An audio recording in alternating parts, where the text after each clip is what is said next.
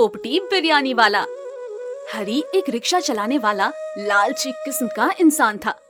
हरी किशनगंज के bus stand से ज्योति colony तक रिक्शा चलाता था और अगर बीच में कोई सवारी उतर जाती तो वहाँ से उसको कोई सवारी नहीं मिलती थी। सारे रिक्शा बीच में न रुककर एक जगह से दूसरी जगह तक डायरेक्ट जाते थे। एक दिन हरी किशनगंज के बस स्टैंड पर खड़ा सवारी का इंतजार कर रहा था। तभी एक सज्जन वहाँ आते हैं। रिक्शा खाली है क्या? हाँ हाँ साहब, आइए बैठिए। कहाँ तक छोड़ दूं? मुझे अमर कॉलोनी तक जाना है, चलोगे क्या? वो तो ज्योति कॉलोनी से पहले पड़ता है ना साहब। हाँ हाँ, मुझे वहीं तक जाना है। ना ना साहब, वहाँ तो कोई सवारी नहीं मिलती है, हमें खाली वापस आना पड़ता है। हम तो ज्योति कॉलोनी तक जाते हैं। हरी की बातें सुनकर सनी परेशान हो जाता है क्योंकि उसे तो अमर कॉलोनी में जाकर बिरयानी खानी थी और वो बिरयानी सिर्फ अमर कॉलोनी के चौराहे पर ही मिलती थी। उसे परेशान देखकर हरी कहता है, क्या हुआ साहब, कहो तो ज्योति कॉलोनी तक छोड़ दूं? नहीं, मुझे तो यहीं तक जाना था। अगर नहीं जाते हो तो कोई बात नहीं, मैं किसी और से पूछ लेता हूँ। साहब आप किसी से भी बात कर लो, आपको कोई भी अमर कॉलोनी तक लेकर नहीं जाएगा क्योंकि सब वहीं तक जाते हैं। भैया बस थोड़ी सी ही देर की तो बात है, वहाँ से बिरयानी खानी है और वहाँ की बिरयानी मुझे अच्छी लगती है। ठीक है, अगर इतना कह ही रहे हो तो चलो, मैं तुम्हें छोड़ देता हूँ। सनी उसके रिक्शे में बैठ जाता है और हरी रिक्शे को हवा से बातें करता हुआ अमर कॉलोनी पहुँच जाता है, जहाँ बिरयानी वाले के पास लंबी लाइन लगी होती है। वहीं पर सनी उसको रोक देता है और उसे कहता है, भैया मुझे यहीं तक उतार दो और ये लो यहाँ तक का भाड़ा। ठीक है। सनी वहाँ पर बिरयानी खाने लग जाता है। वहीं दूसरी ओर हरी दूर खड़ा अपने रिक्शे को लेकर वहीं पर खड़ा होता है। जब सनी बिरयानी खाकर देखता है तो हरी को वहीं पाता है और उसके पास जाकर पूछता है, अरे रिक्शे वाले भैया, तुम अभी तक गए नहीं? मुझे तो यहीं तक आना था और इतनी देर से तुम यहाँ खड़े हो।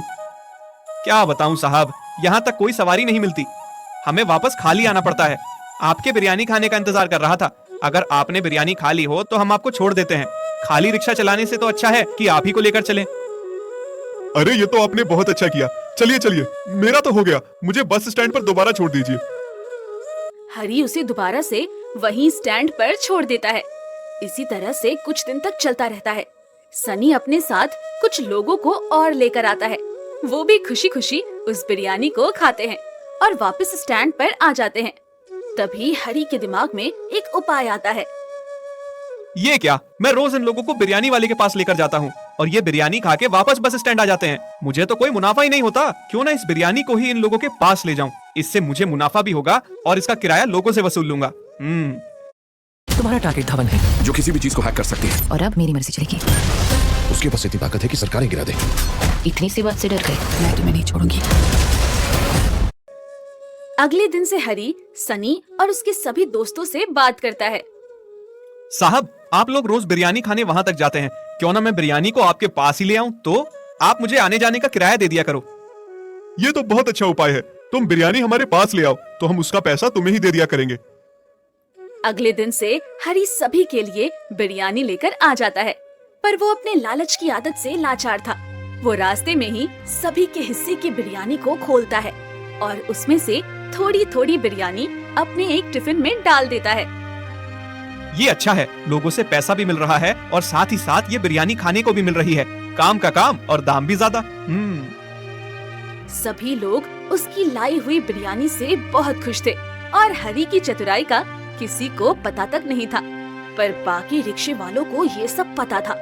उन्होंने ग्राहकों को ये सब बताने की कोशिश भी करी, पर किसी ने उनकी बातों पर विश्वास नहीं किया। साथ ही साथ बाकी रिक्शे वालों का काम भी कम हो गया था। तभी एक रिक्शा वाला धनिया हरी के पास गया और उससे कहने लगा, ये क्या है रे, तूने हमारे सारे ग्राहक छीन लिए। अब कोई सवारी हमारे रिक्शे पर आना नहीं चाहती है। सब बिरयानी खाने के लिए जाते थे और तूने बिरयानी को यहाँ से ले जाकर सबको देना शुरू कर दिया। तेरे तो दोनों हाथों में लड्डू और सर कढ़ाई में, और हम मक्खी मारते रहते हैं। इस तरह से थोड़ी ना चलेगा। अपनी अपनी किस्मत है भाई। हरी या तो तू सुधर जा, नहीं तो ये तेरी लालच की आदत एक दिन तुझे ले डूबेगी।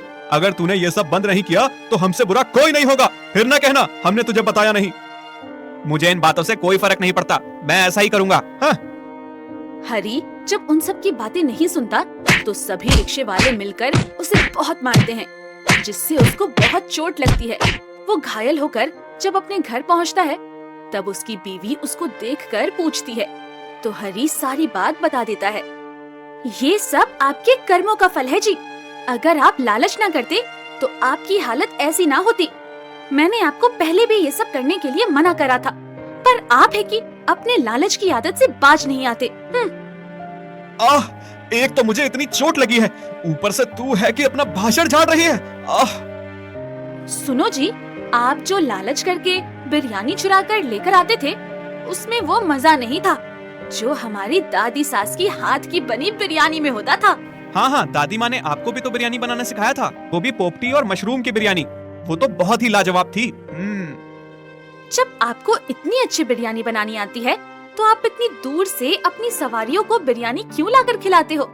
आप वहीं पर बिरयानी बनाना शुरू क्यों नहीं कर देते? इससे आप लालच भी नहीं करोगे और आपका काम भी हो जाएगा। ये तो तुमने बहुत अच्छा उपाय बताया है, मैं कल से ही पोपटी बिरयानी बनाकर बेचूंगा। अगले दिन हरी चूल्हे पर हांडी को चढ़ाता है। उसमें सारे सूखे मसाले डालकर ऊपर से चावल डाल देता है और पोपटी और सोयाबीन से उस चावल को सजा देता है। एक केले के पत्ते में बहुत सारी मशरूम को लपेटकर उस हांडी में रख देता है और ऊपर से ढक्कन लगा देता है। थोड़ी देर में उसकी पोपटी बिरयानी बनकर तैयार हो जाती है, जिसकी खुशबू बहुत दूर तक जाती है। वो अपनी बिरयानी को स्टैंड पर ले जाकर बेचना शुरू कर देता है। बिरयानी ले लो, बिरयानी, पोपटी बिरयानी, किशनगंज की मशहूर बिरयानी। अरे ये खुशबू तो बहुत अच्छी आ रही है, खा कर देखो तो और भी मजा आएगा। ओ, जरा एक प्लेट लगाना। जब आदमी पोपटी बिरयानी खाता है तो उसमें अलग ही स्वाद होता है। उसकी सोयाबीन बहुत ही टेस्टी होती है। अब जो ग्राहक अमर कॉलोनी में बिरयानी खाने जाया करते थे, वो अब उसी स्टैंड पर बिरयानी खाने लगे थे। हरी की बिरयानी और देखते ही देखते हरी की बिरयानी पूरा फेमस हो गया।